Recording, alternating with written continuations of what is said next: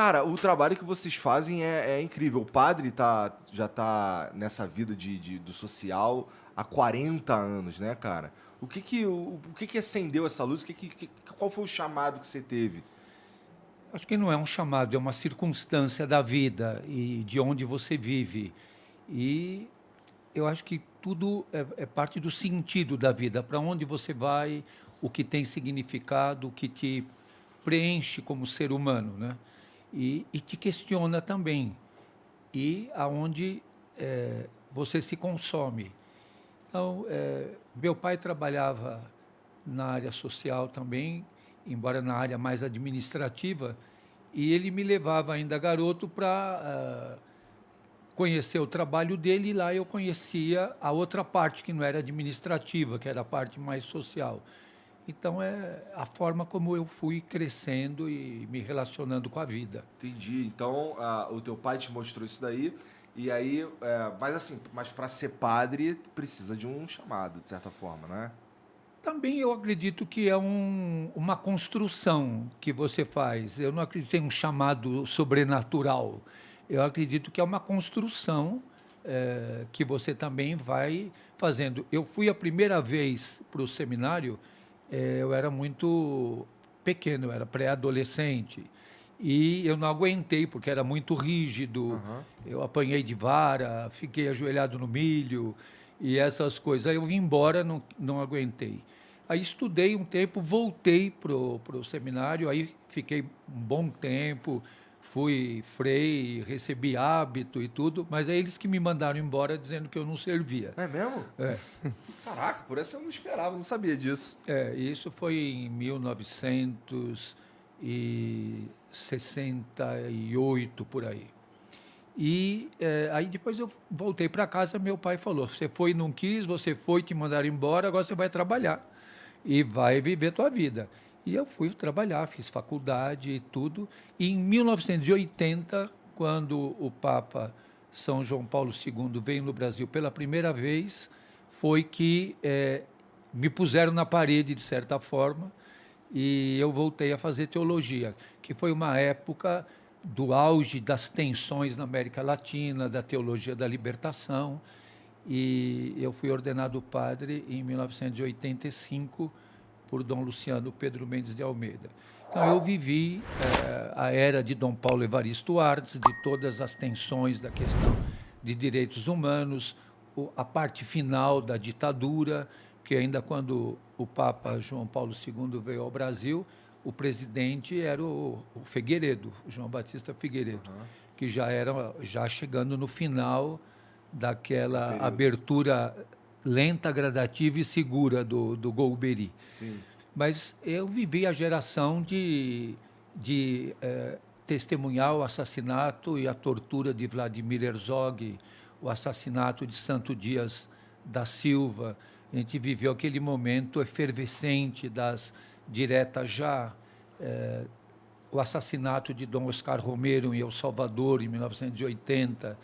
Então, foram anos muito tensos na história da América Latina, e foi o tempo que eu fiz teologia, que foi um tempo muito tenso, um tempo de grandes tensões históricas. Aham. Então, só para ver se eu entendi, o período demorou 12 anos, mais ou menos, quando te mandaram embora e para você voltar. Então, esse lance de te colocar na parede ali foi o que te colocou na Foi parede, uma cara? coisa interessante. Quando eu entrei no Serviço Social de Menores, logo quando eu voltei. O Serviço Social de Menores se transformou na Fundação Pro Menor, que se transformou na FEBEM. Aham. E da FEBEM, Fundação a Casa. Fundação Casa de hoje. Então, eu vivi dentro da FEBEM um tempo muito difícil. Me puseram como diretor de uma unidade. Eu lutei muito contra a tortura dentro da FEBEM. E quando o Paulo Maluf era governador do estado, que era um governador indireto, foi um momento que eu não aguentei mais ficar dentro da FEBEM. Então, eu pedi para sair. E no momento que eu quis sair, por um arranjo com a Arquidiocese, eu fui comissionado na Arquidiocese de São Paulo para a Pastoral do Menor. Em 1980, quando João Paulo II veio a primeira vez, vocês lembram, foi aquele célebre momento da fala de João Paulo II no Morumbi para os operários, quando o Valdemar Rossi chorou no ombro de João Paulo II, porque o discurso dele tinha sido todo cortado pela censura.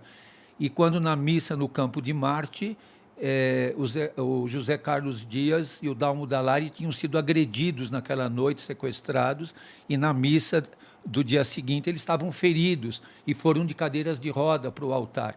E foi aquele dia que a gente cantou. Para não dizer que eu não falei das flores. Que a gente cantou aquilo com toda a força, porque era um momento nosso de protesto coletivo diante do Papa.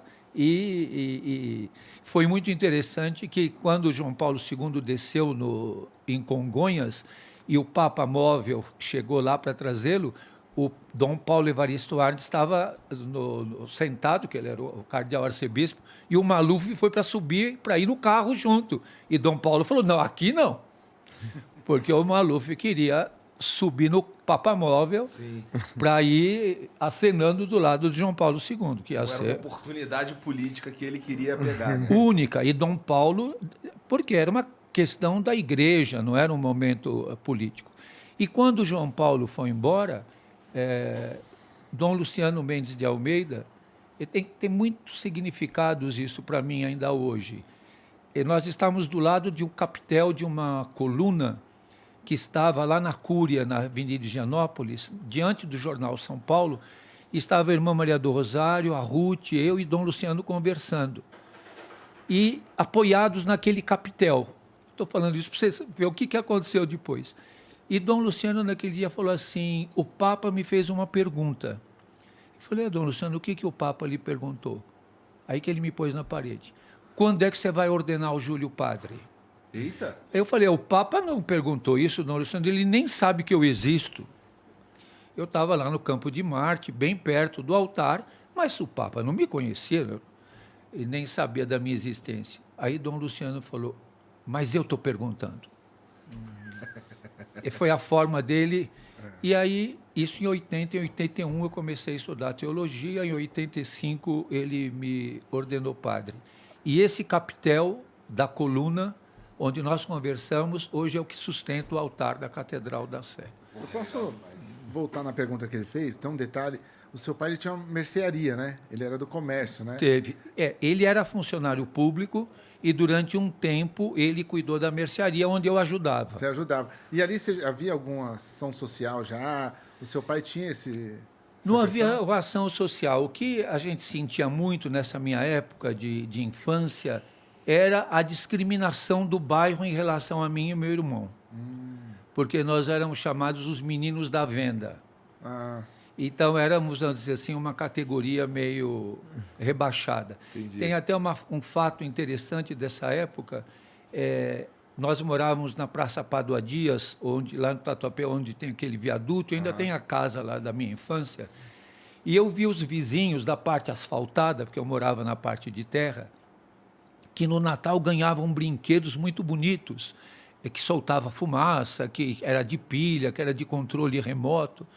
E um dia eu falei para minha mãe, por que aqueles meninos lá ganham aqueles presentes de controle remoto? Eu sempre ganho esse carrinho de pau. Ela falou, porque o Papai Noel começa de lá para cá. Eu falei, Eu falei, mas não tem um ano que ele pode começar daqui para lá para eu ganhar aquela coisa? Ela falou, não, ele sempre vai começar de lá para cá. Nossa. Nesse Papai Noel, vou te contar. Caralho. E, deve ter sido uma pergunta muito difícil para tua mãe responder, cara. Porque assim, a minha filha já fez perguntas semelhantes assim e foi muito difícil de responder. Deve ter sido muito difícil para ela Mas também. aí o meu irmão, que era um ano mais velho do que eu, me chamou e falou, não tem Papai Noel nenhum. Você já matou. Já acabou a minha crença no Papai Noel. Lá em casa, as minhas filhas também não acreditam em Papai Noel não, porque eu acho um absurdo eu trabalho, eu que compro os presentes aqui, e quem leva o crédito é outro cara que nem existe. Cara, mas você passa batido pro Papai Noel. Tranquilo, daqui mais 2 anos é batidão, cara. Papai Noel total, tipo, gordinho, assim, as bochechas rosadas, suave. Tá. Só falta Olha ficar quem um tá pouco falando, branco. olha quem tá falando. Mas eu já assumo, eu já dou os presentes, tá ligado? Verdade. Já me tu visto de papai. Tu já é Papai Noel mesmo. É, aqui, ó. É.